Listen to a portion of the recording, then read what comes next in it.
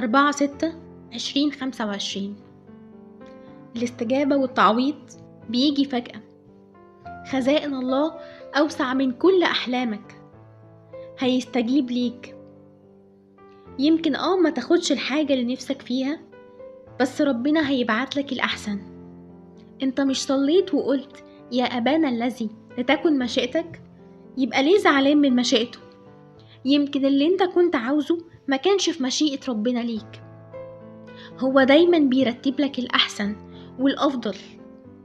هو قال: لستم تعلمون ما أنا أصنع الآن، ولكنكم ستفهمون فيما بعد.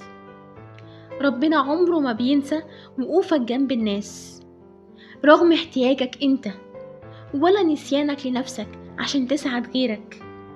ربنا شايف صبرك ومش ناسي تعبك ولا سعيك ورا أحلامك. عارف أمانيك وبيجهز لك عوض كبير قوي من عنده. فاطمن، لأن الخير جاي. آمين. صلي دلوقتي معايا بإيمان وقول: يا رب يسوع، يلي قلت تعالوا إلي يا جميع المتعبين وأنا أريحكم. يا ملك السلام، يا محب البشر، ارحمنا يا رب كعظيم رحمتك.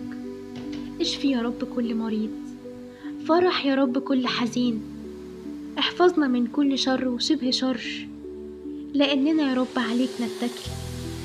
باركنا، عوضنا، اجبر بخاطرنا يا رب بأفراحك وخيراتك. كن معانا ومع أولادنا يا رب، بارك بيوتنا وعائلتنا. آمين.